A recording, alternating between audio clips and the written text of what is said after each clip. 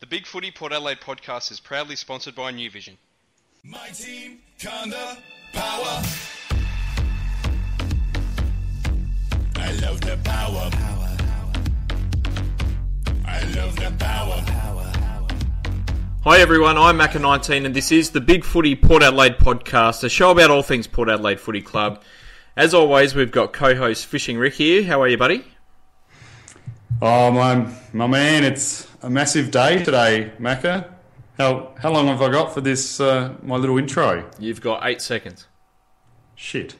All right, just very quickly, Jackson Trengove came on as ambassador of New Vision, but he's put a promo offer on his page. So if you come and like the New Vision Finance page, you can go in the draw to win a signed Guernsey from Jacko for his 100th game. Nice. So I reckon that's pretty worthwhile doing. And just for the big footy guys out there that don't use the Facebook or anything like that, I put a link on our Port Fan Radio thread tonight.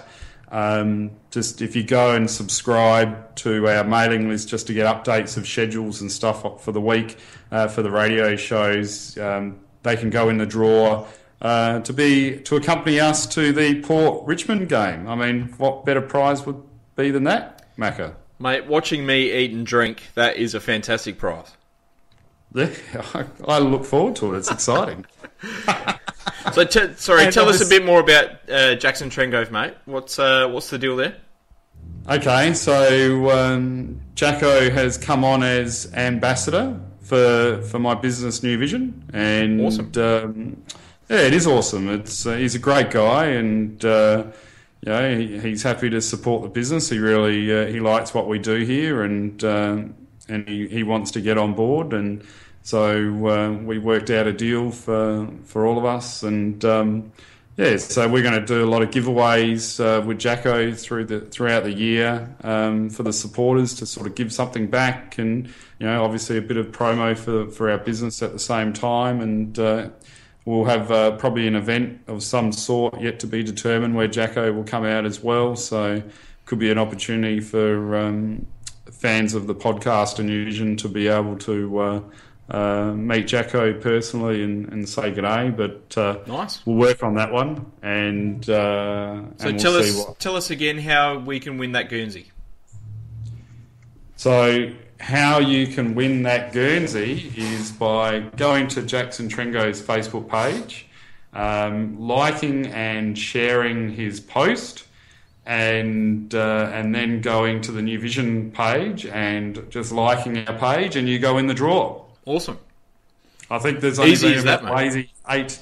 800 shares so far. Wow. So he's a very popular man, our young Jacko. He is, absolutely. And look, we do have a guest on this evening on the podcast. For the first time, we are speaking to Chad WinGOAT. How are you, mate? Hi, boys. I'm good, thank you. How are you? Yeah, good, buddy. Thanks for coming on. Thanks for having me. You sound too intelligent to be on our show, Chad. Yeah, I get that a fair bit. Good call. I like it. Well, mate, first things first, can you tell us how you became a Port supporter? Of course I can. Well, it started about 2000, I think. It was my family and I all started going to all the Port Adelaide Power home games. I'm fairly young, so unfortunately I didn't really go to many games before that. Yep. My family do have a strong following of Port Adelaide back in the SANFL, though. My mother and her side of the family are all mad Magpies fans, of course. And, that kind of rubbed off on me quite a bit when I was younger. So I've joined the Power Army and the Port Adelaide Army. So, yeah, we went to a lot of home games throughout those early years, 2003 to 2005. And then couldn't really go to many after that, after a bit of an incident with my dad, but that's okay. He was in hospital for about 12 months, and my mum didn't feel too comfortable taking my brother and I, who were quite young, to all the games. So, yeah, and after a couple of altercations as well at the football, kind of just with some Crows fans, actually, after a showdown. Oh, look, that happens. Stopped going. Yeah, some 40-year-old Crows fans were picking on me and my younger brother, who were, 12 years old at the time and 9. Didn't that make the paper? I don't think it was me, or my incident, but it could have. Yeah, sounds awfully familiar. I think the Crows supporters have got a habit of doing this sort of stuff. And my mum actually hasn't been to a single game since, and I'm taking her this weekend to the Sydney game, so Awesome. very, very much looking forward to it. Oh, that's great news. Her first time at Adelaide Oval, so Yeah, you'll love it, mate. That's it. What's your favourite match? Oh, favourite match? Wow, there's quite a few. I have a serious love for the Round 5 West Coast game in 2013. That's a I'm good not game. going to lie. It's an underrated game, in my opinion, because that was the game when we solidified that fourth quarter running ability under Ken Hinkley, and it was just that day when we had the belief that we could win from any position in the game. I mean, it's been re-solidified throughout the past 2 years, but for me, that's probably my favourite game. No, it's a good call. I do agree that is a very underrated game, and what a comeback that was. What a last quarter. Mm-hmm. The second half really was fantastic. I'll never forget Needy's run down the wing. That was awesome. Everyone was standing up. It was just fantastic. Yeah. Well, look, let's get straight into it and start previewing this week's game. It's round 2 versus Sydney at Adelaide Oval this Saturday night. Sellout crowd expected. We've got a pretty poor record against the Swans. We're 7-17 win-loss. We've lost our last 2 games against the Swans in 2014, including round 20 by 26 points at home. First home game of the year, boys. What are we expecting? A big game. It's a huge game for us, isn't it, Macca? We spoke about it on the review show. We really, really need to get the chocolates this week, and I reckon it's going to be another tight tussle for the whole game. Sydney's a quality side, and they're not going to give us free rein, that's for sure. That's it. Yeah, we need to win to bounce it back, if anything.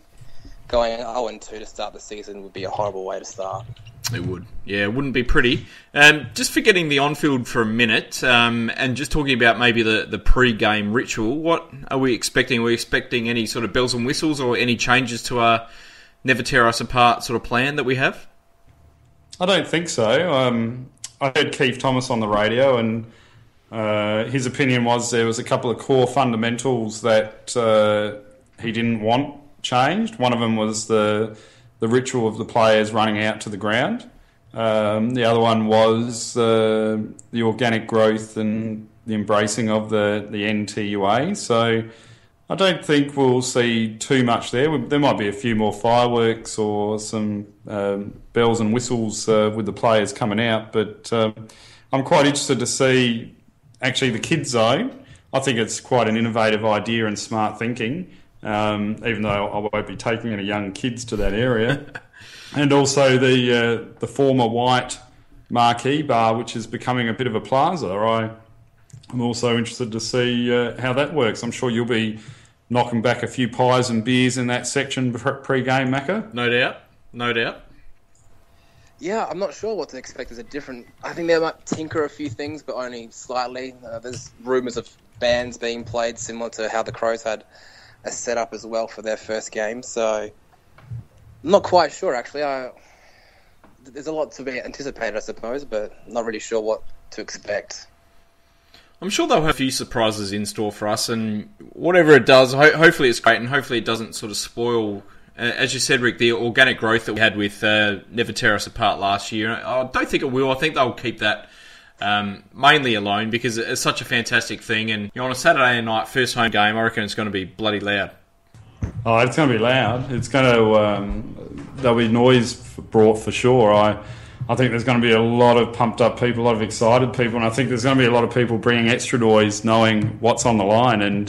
And even though this guy's a Swans player now, there was a lot of dislike for Kurt Tippett when he was at the Crows, so it wouldn't surprise me if he gets a bit of sledging. Even though I reckon he should be getting a bit of applause for the entertainment he's provided us over the last couple of years. Standing ovation, that's what I'll be doing, mate. I'm sure. And what about the Buddy Show? I mean, he'll be an exciting talent to watch running around once again. Oh, no doubt. Yep. Giving him a standing ovation? No. No? Only Adelaide Kurt Tippett. That's the only one that deserves a standing ovation, mate. I'll personally be giving Tipper a bit of both, actually, sledging and praise. Well, look, let's talk about the teams. Out goes Johnny Butcher. I don't think that's too much of a surprise, but in comes Jarrad Redden.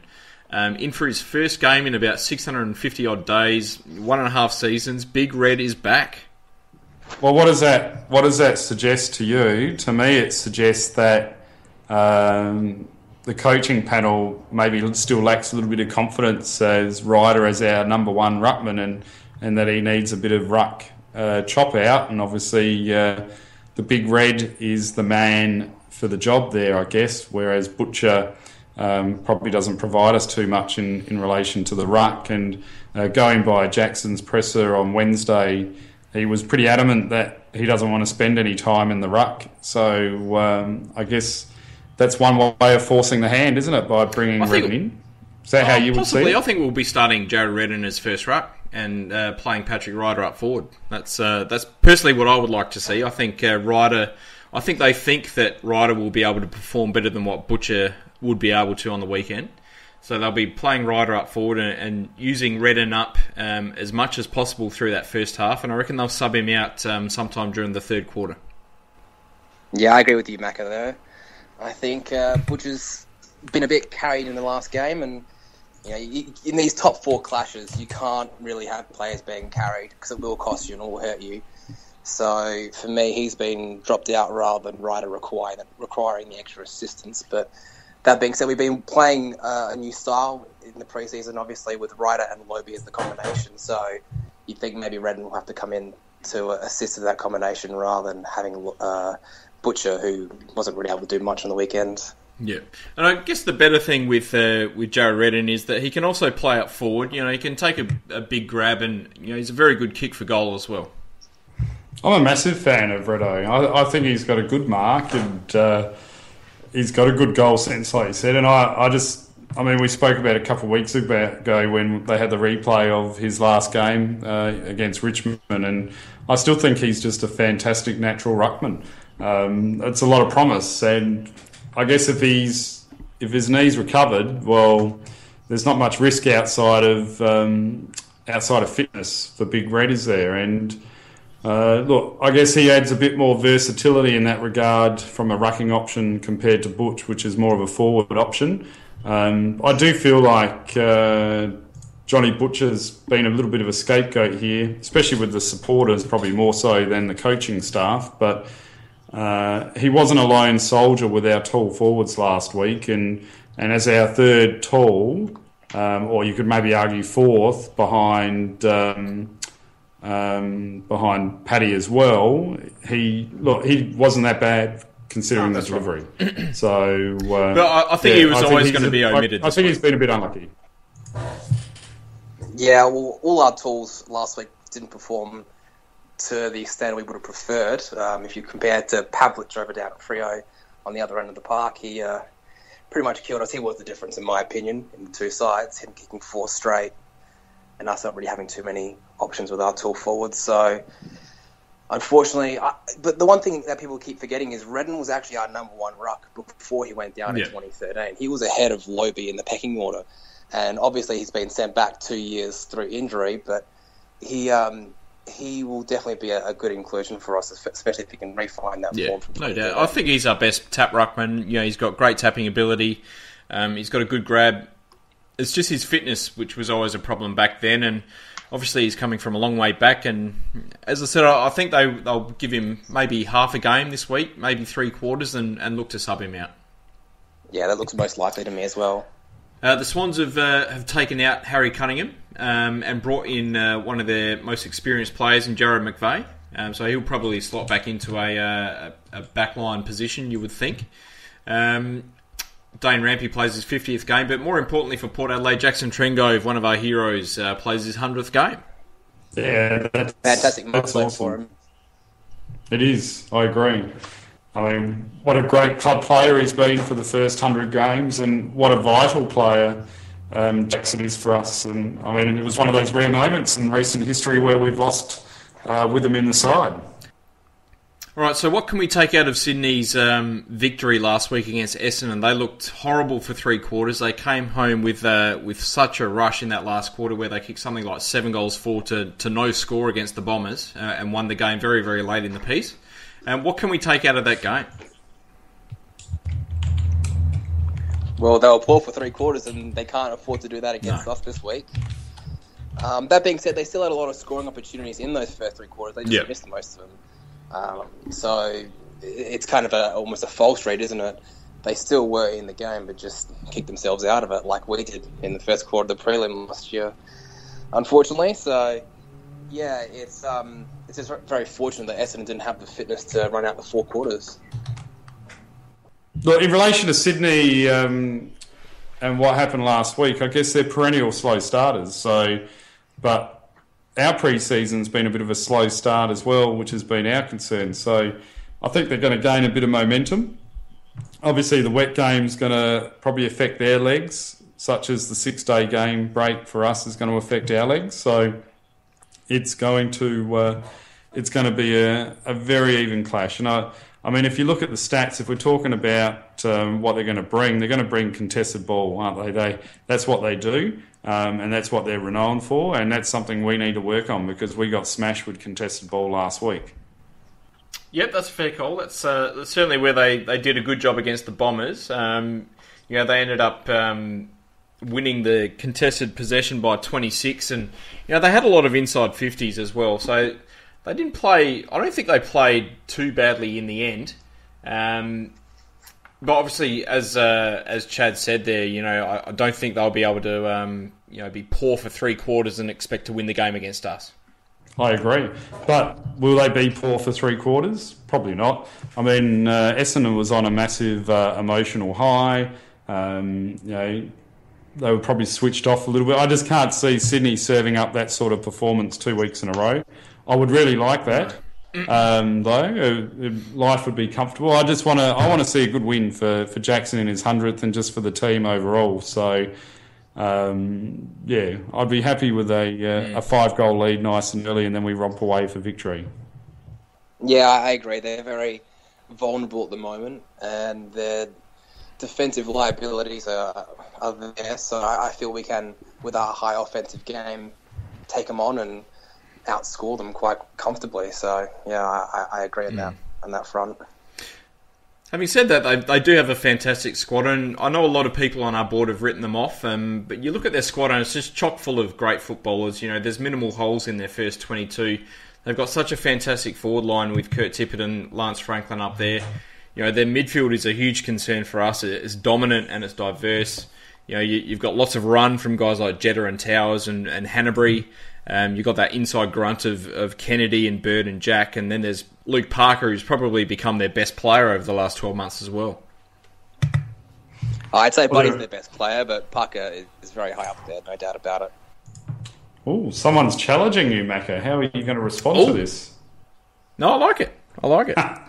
Deal with it. Deal with it. Hey, I'd actually agree with you, mate. I'd say Buddy's probably their best player too, but they're a great side, and they've got strong midfield depth. And at the SCG, Josh Kennedy and Ebert had a great matchup, and even though Ebert had nearly 40 possessions, Kennedy still had a massive game as well. So, do you think we're going to apply a similar strategy to that, or do you think we might go a little bit different? Would we pit Ollie Wines up against Kennedy, or is it still a bit too raw for him? Look, I'd still be going Ebert against Kennedy. I think it was one of the matchups of the year last year, and I think we'll see that happen again. I guess the good thing is that we do have multiple options to go on to Kennedy if he does start to dominate.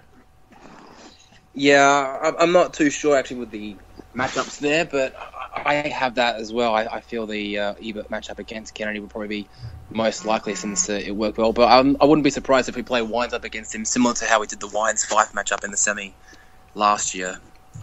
I think one matchup that we will see, as we've seen numerous times in the past 3 or 4 seasons, is to see Kane Corns go up against Hanbury again. And look, I think Corns against Hanbury is one of the all-time great matchups.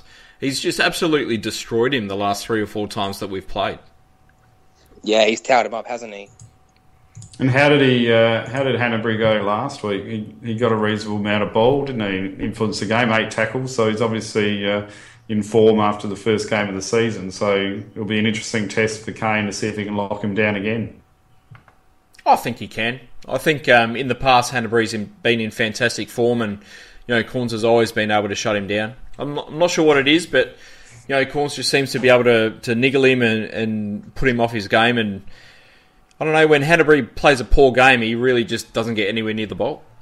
So I noticed a poster from the Sydney team came on, very complimentary of us onto the boards this week, but was commenting on our game plan against Freo with the possession game plan, and thinking that if we take in that possession game plan against Sydney, that's their bread and butter and how to beat a side, because they'll just sit back, and probably similar to what Freo did last week, and then run into the open space. And he thought our best chance to winning, and it would be more of a 50-50 ball game, is if we play that running shootout ourselves.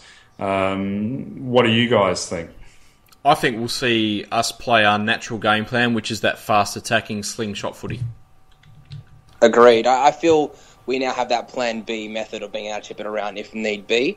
But if it's not working, we're not going to do that, of course. We're going to play our natural game style, which is our plan A. So it's only there as a backup if the plan A isn't working, for my opinion. Yeah. So look, the forward line, who goes to Franklin, who goes to Tippett? Well, I think we've announced that we're going to be rotating our back six, so it's not going to be a match-up for 100% of the game on each of the forwards, as is the normal modern game. But you'd have to say that Homps will go to Buddy, as he did last time, and Carlisle to Tippett for me. Okay. I think it's an interesting one, because obviously I was at that press conference, and I guess what Jackson was trying to say there was that there's so many rotations in the game these days. You don't have that that massive quantity of time just to be one dedicated player to one dedicated player, so to speak, or our old traditional matchup for the game. Plus, I guess he's not going to come out and announce who's going to be taking who during the game. I got the vibe that, however, that Alapati will probably go to Franklin, but personally, I think Homch is probably the better matchup. He's a little bit more athletic than probably what Bobby is, and probably can run with him better. So maybe what they'll do is Bobby will go to Franklin when he's deep, and Homch will follow him up the ground. Agreed. Yeah, I'd like to see Homch still go to Franklin. I think he's got the pace and the strength to go with him. I'd like to see Carlisle go to Tippett. I think that's a perfect matchup there, and Trengove to go to Sam Reid. I think that would be a big win in our direction as well. I feel we match up really well against their tools, considering we have a fairly tall backline ourselves. Even Pittard and Broadbent are fairly tall for small defenders. Yeah. So I'm not really too concerned with the rotations, because we'll probably be able to comfortably control them. But that being said, they'll probably score goals as well. So they're a very damaging forward line. Yeah. Will we see the best of Justin Westhoff and Jay Schultz this week? I hope so. Can't be any worse than last week, can it? No, probably not. Having said that, you never know. You never know. Westie's game was summarised by a set shot for me that was about 30 metres out. I think it was in the second quarter, directly in front, and he just sprayed it wide. Thinking, no. Their performance was really reflective of our possession game plan to a great degree. So it's really going to depend on what sort of run and carry game plan we go with, or do we go with the possession game plan and allow Sydney to clog up our forward line? But either way, I'd hope that they can have more influence in the game than what they did last week, that's for sure.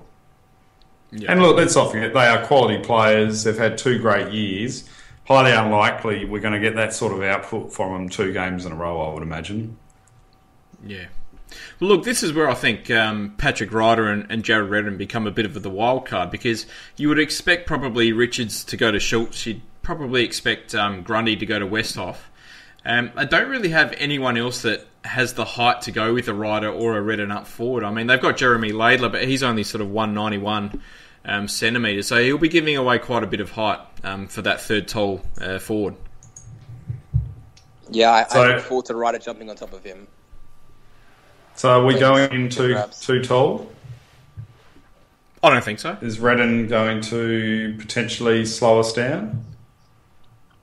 No, I don't think so. I think we've got... they've got just as many tolls as what we do. Yeah. In terms of up forward, we've spoken about Tippett, Franklin, Reid, and Goods as well. I mean, they've got quite a toll forward line, so I think it's just going to be battle of the tolls, really. Yeah, I guess their tolls are probably a little bit more... Their tall forwards are probably a little bit more quality than our tall forwards, and I'd probably, at this point in time, rank our tall defenders a little bit higher than their tall defenders, so it probably evens itself out. And so, like what I think nearly every week, it's going to come down to the influence of the midfield, and can we curtail Goods, who seems to always do the job against us. That's true. One of the Port Adelaide favourites, old Adam Goods. He just always seems, we might be doing a decent job on him, but then he just pops up with, 2 goals in 3 minutes or something and turns the game. It happens just about every single time we play against him. Yeah, the 3 goals in the second quarter in round 13 last year at the SCG stick to mind as well. Yeah, well, I was just about to say that SCG game last year, he killed us. Sort of kept him in the game early on, and 6'4" guy just running around like a little rover, crumbing everything and impacting the scoreboard like he did. I was pulling my hair out, but that's the quality of player that he is, and it's a very, very exciting game for us. Well, look, are you confident? No. Are you confident that we can win? No, I have some concerns over our current fitness, ironically. Okay. I don't think we've run our games all too well in the pre-season, and I don't think we ran out the game too well last week, and technically we probably, with our training and everything else, we probably should have run out that game a little bit better. So I don't know if it was game plan or fitness which was the influencer last week in the final result, but we did look knackered and tired, and I feel like we've just been off centre this whole pre-season compared to especially the last 2 years in relation to our fitness and hitting the ground running. Yep. It is a worry for me. I'm not too concerned with the fitness personally. I mean, we had 5 players underdone going into the game, obviously coming back from injury or from suspension, obviously with Asada. But I mean, the game didn't seem... I didn't come out of the game and think Fremantle were fitter than us.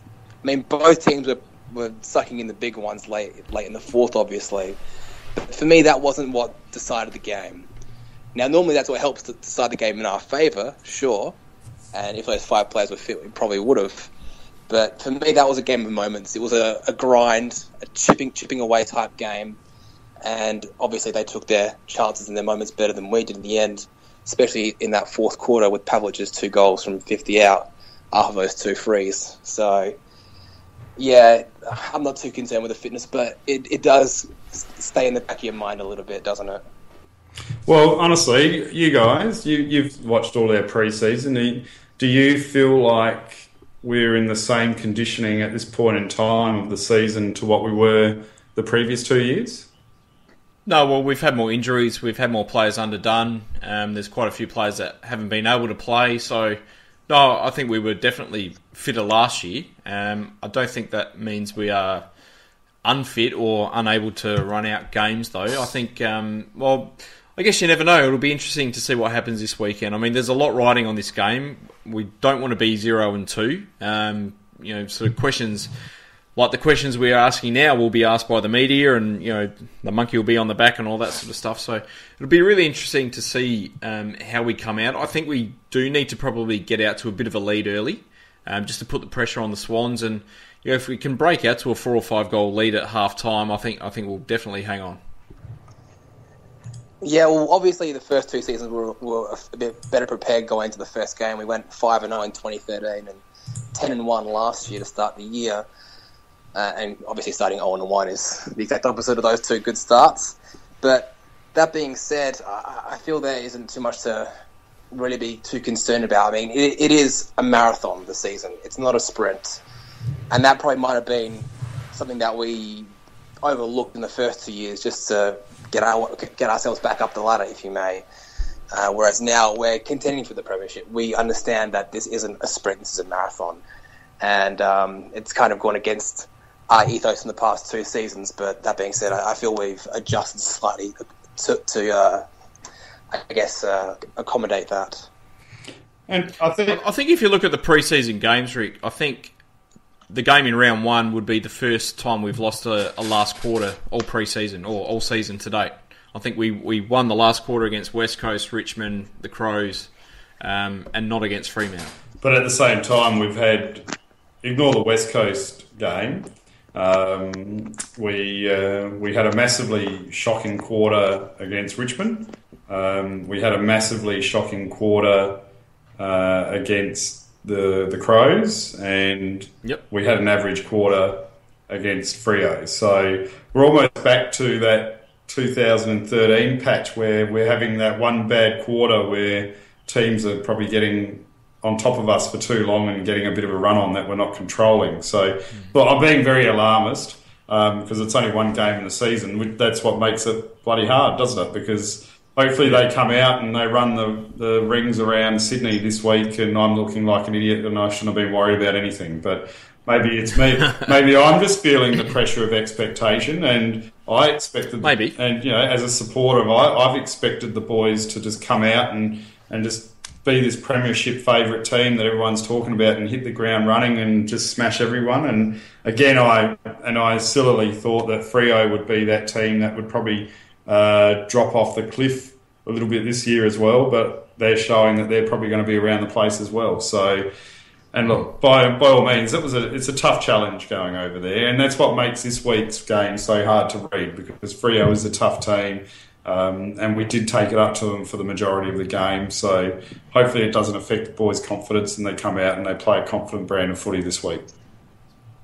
If we do lose and we are 0-2, how concerned will you be? Oh my God, the world will be over. Seriously. What do you think? Well, given that there's another 3 seriously tough games after that, do you think the pressure will start to mount and it might sort of, put more pressure on, and we'll start to struggle a little bit more? Well, I think so. They're a young side. I mean, what did Port in 04 start the season? Are we that young now though? I think so. What was Port in 04? What did we start? In 2002 and 2003, we started both years 0-2. Yeah. And we won the minor premiership both years. But we had a more mature side back then, don't you reckon? A little bit? Probably. Yeah. I think it's probably a similar age profile to what we've got now, to be honest. Yeah. I mean, look, it's not the end of the world. If we're 0-4, it's not insurmountable that we can't trudge back. It's just going to be how their confidence is affected. Because I guess they're still raw in terms of experience in playing finals and on the big stage compared to some of the other sides. And I guess there's nothing like winning form and how it can affect confidence. So, I guess it could... I guess it's just going to be a test to see where our boys are at with mental fortitude and how desperate they are to want to play finals, isn't it? Yeah. Well, Sydney started the season 0-2 last year, and they ended up finishing minor premiers and making the grand final. So... even though they performed quite poor in the grand final, obviously, I wouldn't write a team off being 0-2 at the start of the year. But it would definitely dent our chances of making top 2, that's for sure, given the high standard of competition challenging for those top 4 spots, let alone top 2. But so I think it's the mental factor coming up against fellow premiership contenders and not getting over the line. I think that plays a bit of a part as well. Yeah. But mark my words, even though we're round 2, I can tell you right now, from what I saw of North Melbourne, we'll knock them off in round 3 anyway. So we won't be Northern 3. Yeah, we better not. Well, look, let's get a bit of a prediction. Who's going to win, boys? Well, don't all talk at once. Before Lobie's admission, I had us by 25, but now I'm not as confident. I probably have us by 6. Just the 1 goal. Oh, 6 goals. Good work. Oh, confident. I'm going to, for all of that, I'm going to keep the faith. I did pick us, Macca. I'm giving my tip away. Yep. And I do believe that we will win, even though I've talked us down for the last 40 minutes. I'm going to have Jacko best on ground, and Chad WinGOAT's going to kick 4 goals, and we'll win by 12 points. Nice. I like it. I'm going to go down the same tack and say that we're going to win the game. I don't know. I just think first home game, there's going to be a lot of buzz at the ground, sell-out crowd. Hopefully we get close to the record crowd at Adelaide Oval. And look, I think we'll win by probably 4 points. I think it's going to be a tight game. I think we'll get out to maybe a 2 or 3 goal lead. Sydney will claw us back, and we'll get over the line with a Angus Monfries goal in the last minute. Cheer, cheer the black and the white. Honour the Magpies day and by night. Live that glory. Well, look, let's move on and talk about the SANFL. It's the first SANFL game for the year. This Friday night, we take on South Adelaide at Hickenbotham Oval. You can listen to the game on 1197 RPH, or you can go to the ground if you want to drive all the way out to Noarlunga. We've got a 193 to 56 win-loss record, so we've got the wood on South Adelaide, though it's a 12-11 win-loss record at Noarlunga. Last time we met was the 20-point prelim final win last year. Look, it's a new-look Magpies, new names, less experience compared to last year. For me, I'm hoping we start the year with a bang. What do you want to see out of this game? I want to see our AFL players dominate the game. I want to see Archie standing up and really having a nice mid-20 possession game. And I want Aaron Young and one of your favourites, Macca, Andrew Moore. Really want to see him stamp his authority on this game, I would imagine. Yep, that's true. There's a massive 9 changes from the grand final team of last year. So it is a completely new look side. A lot of familiar names though. We've got Tommy Logan, Cam O'Shea, Nathan Cracker, Stevie Summerton in the middle of the ground there. We've got Andrew Moore, Sam Gray. So there is still a bit of experience on the park. Yeah, I expect our fringe players to be knocking on the door, but then again, I expect that every weekend, really. So the person I'm looking forward to seeing is Johan Wagner. I think it'll be his debut for us in the SANFL, so it'll be interesting to see how he performs. Yep. No, that's a good call. I'm very interested to see how he goes as well. Also, Sammy Cahoon for his first game in almost 12 months. Good to see him come back from knee injury as well. It looks like we're going in pretty undersized up forward. We've got Johnny Butcher, and I think maybe Jonathan Ross might start up forward as well. Mitch Harvey's named in the ruck at the moment. But with Dougal Howard and Mason Shaw on the sidelines with injury, it does look like being a pretty short forward line. Hey, I've been living under a bit of a football rock lately, so that name's very familiar to me. Jonathan Ross. Has he been in this system at all before? No. You're probably thinking of ex-Adelaide Crow, West Coast Eagle and Collingwood Jonathan Ross. That's what I am thinking from the of. 90s. Yeah, I was thinking, this is a blast from the past. Well, this is really confusing me. Have we recruited some 40-year-old guy to come and fill in? Are we that short of numbers? What the hell's going on here? Maybe and experience. We'll have to put experience. That's it. We'll have to put a Guernsey on Macca and get Timmy G into the side or something. That's it. Could always help. Yeah, I'm with you, Chad. I'm really excited to see what Wagner can do. I liked him in the pre-season. I thought there's something there about him, and it will be really interesting to see. I think the big challenge for him is how much ball he can get. Yeah, well, it's listed here. Is he in the centre, is it? Oh, no, half forward. Centre half forward. That's it. So he'll probably be playing as a tall by the looks of it, so it'll be interesting. But yeah, he will be definitely closely looked at. I'm also wanting to see a lot more from Brendan Archie and Carl Amon. They're both. I'm hoping that both of them start pushing for selection this year. Carl Amon, I think, has got a lot of talent and could bring a lot to the power side. And Brendan Archie, with his clearance-winning ability in the middle of the ground, hopefully he has a big game to start off the season. So, what are you expecting from South Adelaide? I think they'll be fired up, I reckon. Yeah. They'll be fired up. They'll want to start the season with a bang. They'll want a bit of revenge over the prelim final loss from last year. And I think they'll be a bit more experienced, and I think the Panthers will probably get over the line. I think. Yeah, it might be a bit cold down there. Our boys might not be used to such a frosty environment. I would hope that Antarctic weather. Antarctic weather. Look, it will be very interesting to see. And I guess we had a signing today, Macca, that we shouldn't forget to talk about too once we've finished with the SANFL. Yep. I was just going to say that it's interesting to see that the AFL and SANFL fixtures are quite interesting to start us off with us away to Fremantle, who we knocked out last year, obviously, and South for the first round in the SANFL, who we knocked out as well in the prelims. So both away, I might add. So they're not easy starts. A conspiracy. It's a conspiracy. They're against us. Well, look, let's talk about the signing. Jarrad Redden signed until the end of 2018. That's a great signing, I reckon. Fantastic. Is there any doubt? There was no doubt, I don't think. I don't think he was someone that was ever going to leave, but it's always good to get these guys signed up long term. I could almost say with a Hamish Hartlett, Jarrad Redden, Brad Ebert, Matthew Broadbent, or Jack Homch, are they going to walk away from this club before the age of 28 years of age? I don't think so. But, I mean, especially not. As Tribey said a few weeks ago, these are the guys that are your bread and butter that you should be signing. Yeah, well, Adelaide, some of those have come back intentionally to play back in Adelaide, in their hometown. It would be very strange for them to sort of pack up and want to move away again. But outside of that, I think it's just a credit to Jarrad that he's now showing the potential in his his fifth year in the system this year? Was it 3 years at Brisbane?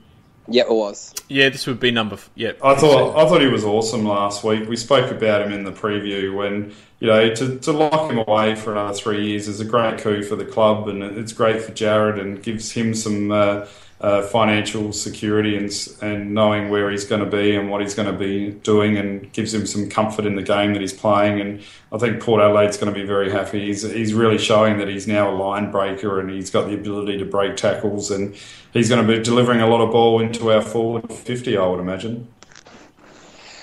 Yep, definitely. For me, he was in our best five last weekend, and he definitely stood out, and he showed that potential they had glimpses of last season, where he had games where he would definitely step up and look a top player on our side. So it was very promising to see that last weekend in a high pressure situation away from home.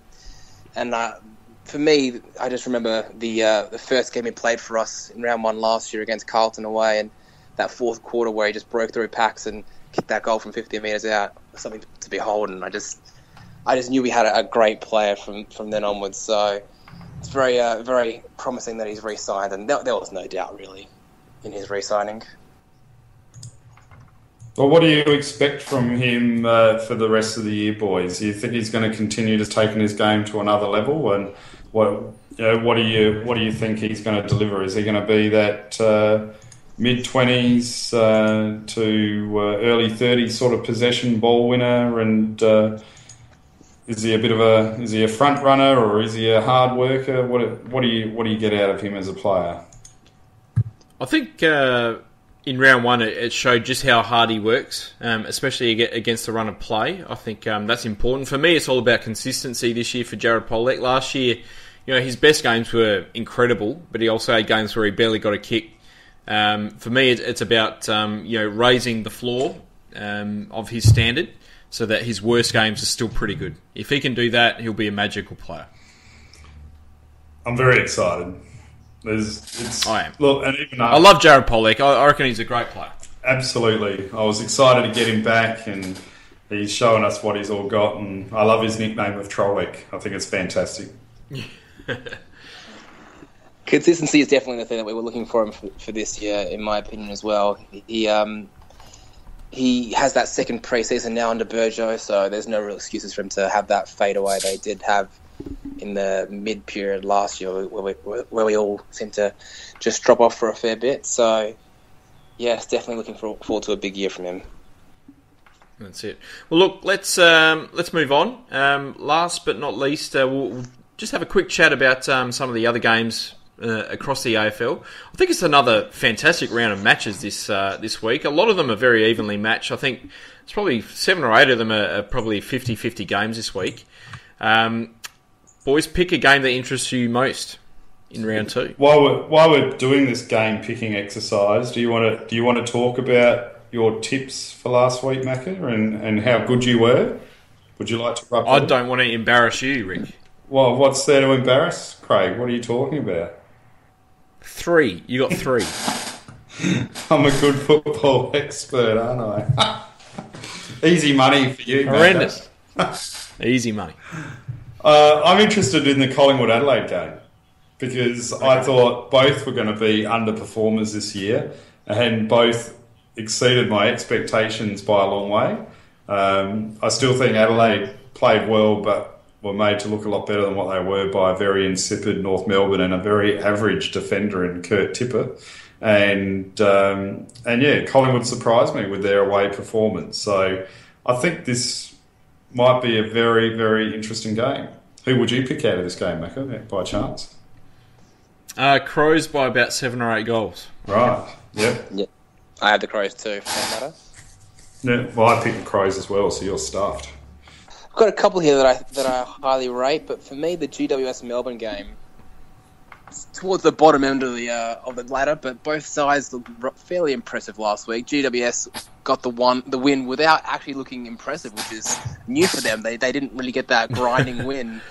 They've never really done that before, so that was probably promising for them. And that was away from home as well, which they don't really win too many games outside of Western Sydney or Canberra. So, yeah, the game is held in Canberra this weekend, so we'll see how they can back it up at home, well, home away from home, I guess, and to see how they progress, how if they've taken that next step up the ladder, I suppose. And have they actually won 2 games before in a row? I don't know. I don't think they have. That's a big call. Yeah, I don't know either. And Who, Melbourne as well. Oh, both, Melbourne really. or GWS won 2 in a row? Yeah. Both. Melbourne probably did about 15 years ago, but I was thinking more 50, but yeah. Anyway, yeah, Melbourne obviously performed well against Gold Coast, who were probably one of the most disappointing teams on the weekend. So they're missing Gary Ablett, who clearly looks below his best by some distance, and losing Jager O'Meara out for the season as well. Their 2 best midfielders. Yeah, that's it's not looking good for them, really, is it? So we'll see how they bounce back. Can they get the points away? Melbourne, that is. What do you reckon, Macca? I think, yeah, you've read my mind, Chad, because my pick of the week is GWS and Melbourne as well. I think both had great wins in round 1. Both have a lot to play for and a lot of respect to be gained across the competition. So it's going to be interesting to see who comes out on top on this one. And whether it'll be a close game or not, I'm not too sure. But yeah, it'll be interesting to see Melbourne with their first rate forward line for the first time with Dawes, Hogan, Watts, maybe someone like Garland up there as well. It'll be interesting to see how they perform. Well, I reckon GWS will knock them off this week. I reckon they might be a bit strong, but it's ironic because you said 2 lower-ranked teams, but they're both sitting in the top 8 at the moment. So after 1 week, and someone will be undefeated after 2 rounds, and we won't be. Sad face. Doesn't matter. We boys. can't go the year with being undefeated, so it's fine. Yeah, cheers, Macca. Cheers, Chad. Don't forget, go in the draw to win a Guernsey or to win some couple of lounge track tickets, and you can get fat and get pissed with me and Macca. Sounds great. Mini spring rolls, Macca. Love those things. Awesome. Smash down a couple of dozen of those, I reckon. That's it. Thanks for coming on, Chad. No worries. Thank you for having me. And until next time, go the power. Go the Bear. Port Adelaide Footy Club, and happy 100th, Jackson. The running Francis, it's deafening at Footy Park. It's like finals footy, and Treadray marks at half-board. He's lifted as well, Treadray. 5 marks for him this afternoon. To the goal square. Chad Corns is the man of the moment. Can't do it this time. Stewie Jew, right foot, goal!